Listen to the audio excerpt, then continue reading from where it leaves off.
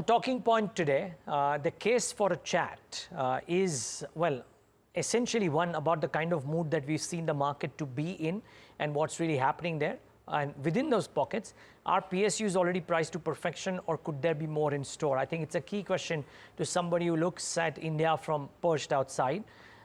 Are there multiple legs of growth for autos? And it becomes a very important conversation in light of the fact that Hyundai has filed for its India IPO. And are falling prices a bitter pill for pharma? We've seen recent developments about pricing pressure in the US. Could it hit the nascent, or not really the nascent rally, but a rally which was about a year and a half? Could it come under question? That and more with Vikas Pershad. He's portfolio manager, M&G Investments, joins us right now on the show with his thoughts on Indian markets and maybe a bit of a global perspective of where India stands vis-a-vis the rest of the world. Vikas, it's been a while. Good having you. Thanks for taking the time out. Wonderful to be back. It's been almost a year now. One thing that hasn't changed is our constructive view on India and also how the market is trading. It's almost like the elections did not happen. But I think that's for good reason, because not really much has changed. It's business as usual. This is what the entrepreneurs told us, the companies told us heading up into elections. If anything, the sights were set on 2029, not in 2024. But until then, there's a lot of growth ahead, and it's a very exciting time to be investing in India. Great. So Vikas, let's talk about that a bit. I mean, you would have analyzed over the last 12 months all that's happening. I'm presuming that you might have been in India in the recent past as well to look at some of the investor conferences that are underway or have been underway as well. You mentioned you've spoken to corporates. Tell us your broad brush view about why is it an exciting time to invest? Well, the market today is very different than it was when I first moved to Asia in 2005. That was just after the 2004 elections. Big surprise then, big surprise in 2009. And politics used to come up a lot in conversations back then, which is understandable given the coalition history that we had seen. Now what we've had is a lot of stability for a decade. And companies, regulators, bureaucrats, government officials, and investors all alike understand that the country is on the right path. No one person, no one political party will be in power in perpetuity. But the India growth story is going to be around for a very long time. And I think that's why the market is trading as it is. What I will add is the other big difference is the breadth and depth of the market today. You have several thousand listed companies, close to 2,000 with a market cap over 100 million US dollars. I know that's an arbitrary number, but it just highlights how many choices investors have for active management. And what you have, you see the IPO just today in the travel sector. We're going to see many more IPOs in the next few months. So that listed universe continues to grow. The market continues to broaden and deepen.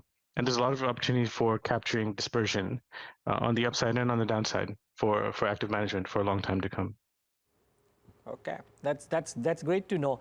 I'm trying to think, how do you think of subsets within that? And I want to start off straight, Vikas, by going to some of the more actively discussed and followed pockets, because they seem to be seeing no end. On Friday, I was making this point earlier morning about how Friday saw some of the expensive but growth-oriented names, be it an SKF, ABB, Varun Beverages, a Trent, just seeing further buying.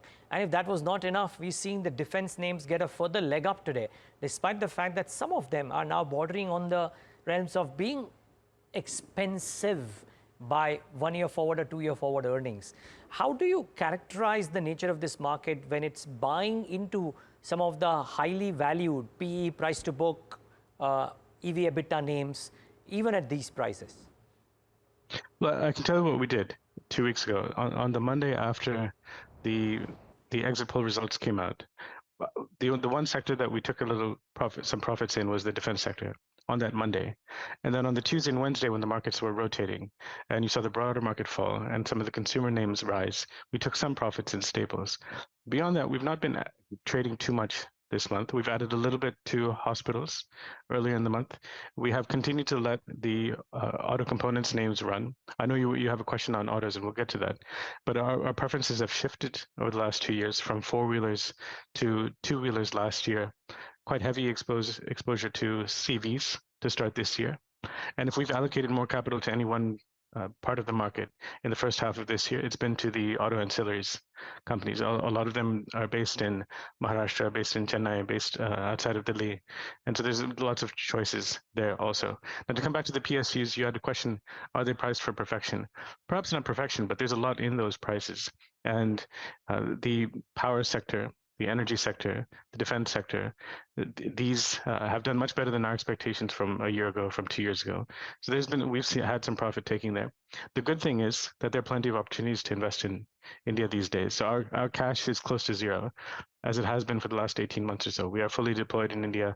We were fully deployed the day before the election results came out. We are fully deployed still. Cash is not a hedge that we are using because of all the opportunities that we see. Okay. Just wondering though, from where we are currently, let's talk about PSUs for a bit. And they are present across various verticals. So they could be power financiers, they could be public sector banks, and they could be defense names. Three most popular spoken about pockets. I'm not chosen railways here. Sure. What do you do with some of these? Because in each of these, we've seen a valuation re-rating. In defense, maybe a bit more than banks. And in banks, maybe a bit more than power financiers. Well, it's kind of you not to bring up railways because that's the one area that I missed. So I feel bad about that. But the other three we've been exposed to. I agree with you on defense. Defense was a large active bet for us at the end of 22. And in the summer of 23, we were adding throughout last year. And if as I was saying earlier, if there's one sector to which we've added a lot of capital this year, it's the auto ancillaries. If there's one sector out of which we have taken capital in recent weeks, it is the defense sector. It doesn't change our long-term constructive view, but our focus is on prospective returns and returns in one name or one sector relative to others. It's hard to justify a very large allocation of capital to the defense sector today at these levels, we think, on a 1 to 2 year view. That doesn't mean that we are cautious on these names or that we are underweight now. We remain overweight, but the allocation of capital is lesser than it had been. On the banks, among the three sectors that you mentioned, our highest allocation to start the year was in defense. Second highest was in the power sector, in the transmission sector and in power finance related names, and then the PSU banks. We've had some rotation in the last couple of weeks. I've taken some capital out of defense, put it into the PSU banks, largely left the power names untouched. Actually, because coming on power financiers, if I can talk forward for a moment, and then we'll get to some of the others too. But we were looking at how in the last 6 months, while the power sector, power financiers market cap, for example, has grown tremendously, their performance, their fundamental performance of profitability, EBITDA growth also has been more or less commensurate, maybe not as strong, but has gone up. That's not the case, for example, some of the capex themes, etc., wherein the stocks have run up, but the PAT growth or the EBITDA growth has not been so strong. So at 1.5 quarter to 2 times price to book, despite the fact that a PFC, REC, IREDA may have rallied quite a bit, their valuations are not egregious. What about somebody who doesn't have these names, is enthused by the reforms in the power sector and the targets the government has said, and wants to play through the financiers? Have they run up too much, or would you believe that there is still juice left? That's a thoughtful way to frame it. But our active bets in this space aren't as large as they were in defense. They're not as large as in other sectors, but they are active bets, active overweights. And our view is that we buy our portfolios every day. If we did not own these names and would be willing to buy them today, it's the same thing as keeping what we already have. And so we're not selling here. And so to answer your question, that's how we're voting, that there are still returns here left in this sector. And from an investment perspective, this is such a fabulous statement to make, to approach a portfolio from a perspective that what you're holding today is something that you're willing to buy today. It doesn't matter what your cost price was, because it's the value of the holding that you are holding today which matters. Vikas, thanks for laying out that point very beautifully, because most people miss that out. I had so many people tell me, oh, my cost price is lower and therefore I'm comfortable holding it. It just somehow doesn't make sense to me. But that's very well put. So, okay, so you are comfortable holding power financiers. What about the other value chain of power? There is transmission, there are these turbine manufacturers, and there are these power generators as well. What's your view on that entire value chain? Do you Do you like that chain? Do you like some parts of that chain? Transmission, yes, we continue to have exposure there to some of the names. But broadly, what I have been surprised by is the re-rating and the strength of equity price performance in a lot of the Indian subs of European and Japanese companies. There are many of them, and you know that the floats are small, so I think that has a little bit to do with it. But really, there's a lot of excitement here in some of those names in the foreign in the Indian subsidiaries of foreign companies.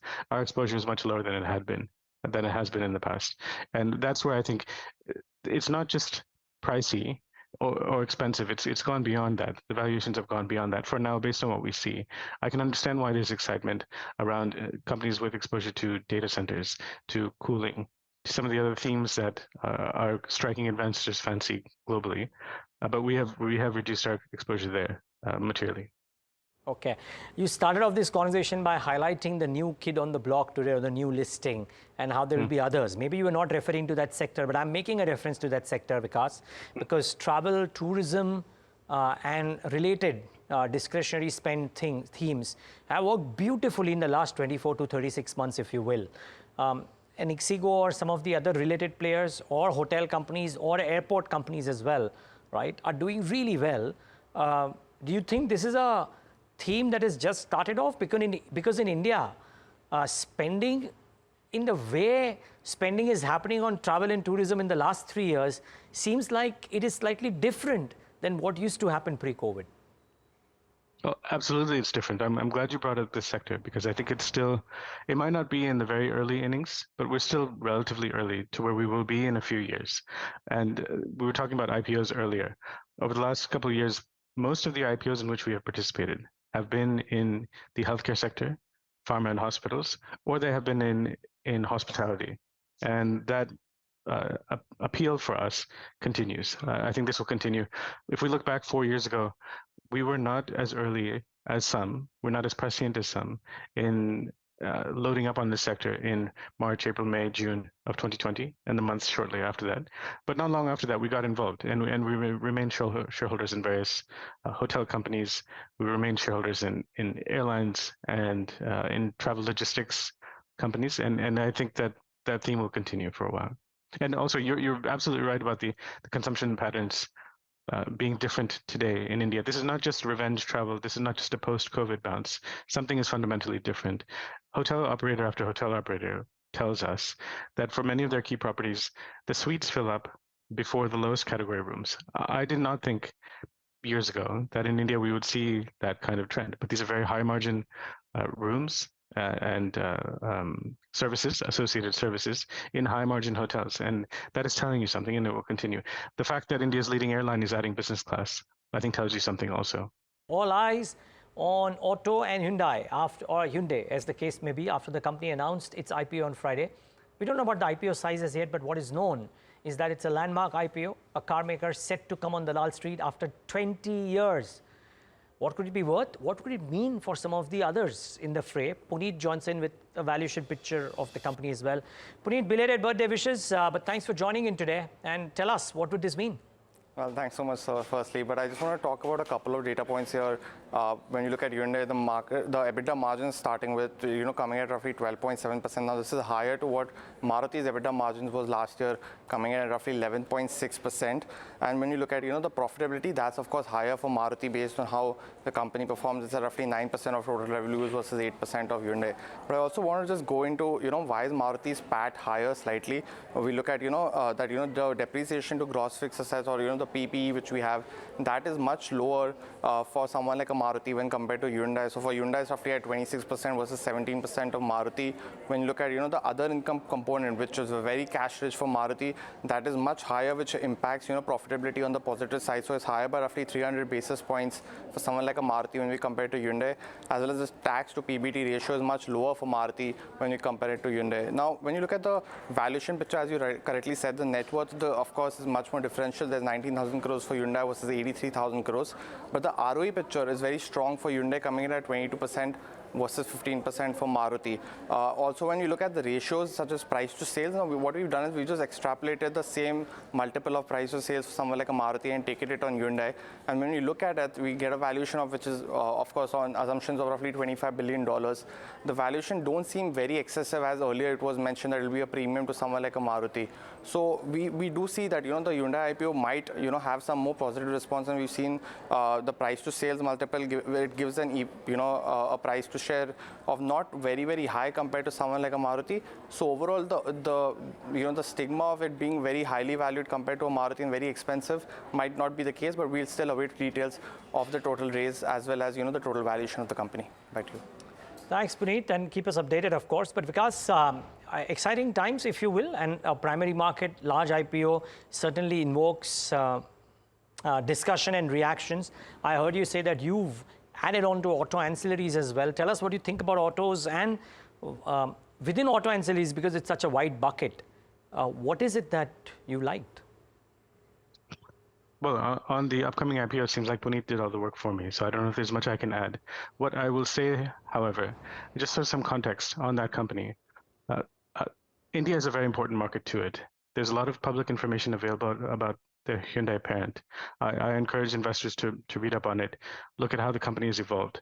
I'll share that in China, a few years ago, Hyundai made $1 billion of profit. That has gone almost to zero. And so as China has become more complicated for Hyundai, India and other markets become even more important. And I think investors who have been only focused on India so far might not fully appreciate how important India is to the company. So we'll see. This is not commenting on the listing or the subsidiary or that, but I think this is one. Sorry. Yes. Because sorry, what I meant to ask you was that with Hyundai coming in at, or Hyundai coming in at the valuations that it's likely coming at, but it's just a formalization or a listing of an existing competitor. Does it change the landscape for some of the others, the Marutis, Tata Motors of the world, or not quite? No, I think it does. And I think if you look at how these companies are trading today and how the Korean companies traded yesterday, I think that there's a signal that something has changed or will change on the landscape. So that's on the PV side. But if you extend the conversation more broadly to auto ancillaries, I think there's a lot to like here.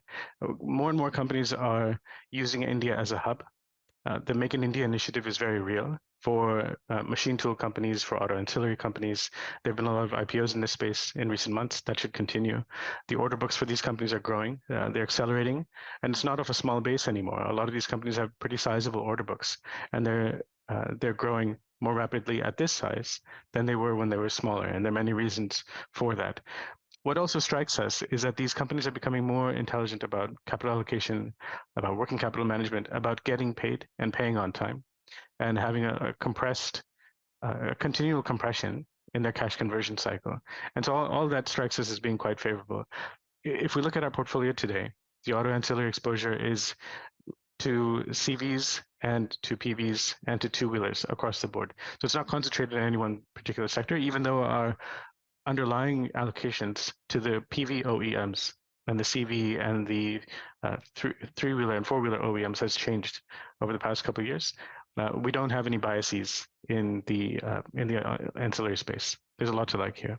There's a lot to like here, sure. I'm just trying to think though, so if we move slightly beyond auto ancillaries, because a lot of auto ancillaries are also pivoting into defense and widening their bucket. I mean, Bharat Forge is a classic case in point, but a bunch of other Sanseras, etc. of the world, are not just sticking to one line of business currently. Is that the kind of portfolio do you like, or do you like a focused portfolio, a company focusing on EVs or focusing on, just forgings or what have you?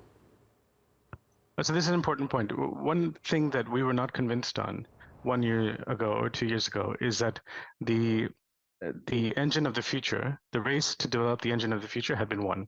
And because we've been investing in Japan for a long time, hybrids have been on our minds for a very long time. And so we kept that in mind when we were investing in the Indian auto OEMs. EVs also, the pace of adoption, the expectations of the pace of adoption were higher than what we thought would materialize in reality. And so we have tried to stay focused on companies that are engine agnostic, that have a diversified portfolio, and that continues to be the case. Because before we wrap up, you've told us about some of the changes that you made to the portfolio, but since everything that you hold in the portfolio is akin to you buying it today, what is the largest overweight currently? Well, in aggregate, private sector banks, that has grown from the beginning of the year. We were a little bit lightly positioned there. Given some of the dislocations within that sector, and then in that sector relative to the public sector banks, that is what we have increased our allocation to. But auto is broadly defined as the largest allocation that we have. OEMs, ancillaries, and I would include in that companies like machine tool companies, forging companies. It's a broad universe, and so private sector banks has increased, defense has decreased. But then the auto universe broadly defined in India is very exciting to us. And we continue to find ideas on a weekly, monthly, quarterly basis as we scour the country for ideas. It's not done yet. Okay, so that's a nice one. Autos are not done yet, but I'll just extend my last question to one more, Vikas, because it prompts me to ask you, is autos, is it an Indian consumption theme that is exciting you about autos, or is autos a slightly unique story and you're not necessarily that constructive on consumption? It's a lot of things. That is part of it, but our thesis is not contingent only on that. When we speak to the Japanese auto companies in which we've invested, the Korean auto companies in which we've invested, we see long-term blueprints for using India as a manufacturing hub, as an export hub. A lot of jobs will be created there, and there will be a lot of opportunities for ancillary companies as a derivative of that. So yes, they're catering to the Indian consumer, but also there's a lot of export opportunities and opportunities more broad than that. What I will say also is that there still seems to be an underappreciation for the pace of growth outside of PVs. I think there's a lot of focus on PVs for good reason, but CVs, it strikes us that there's a lot of skepticism here. We don't buy into that. We have not bought into that this year. And then on two-wheelers also, I think the pace of growth will exceed expectations for the next few years. Point well noted. Vikas, fabulous talking to you. It's been a while, but great talking to you today. Thanks for being with us. Maybe try and talk to you once more before the end of the calendar. Sure, anytime. It was always a pleasure. Great. Thanks, Vikas Pershad. That's all that we have the time on this edition of Talking Point. Thanks so much for watching.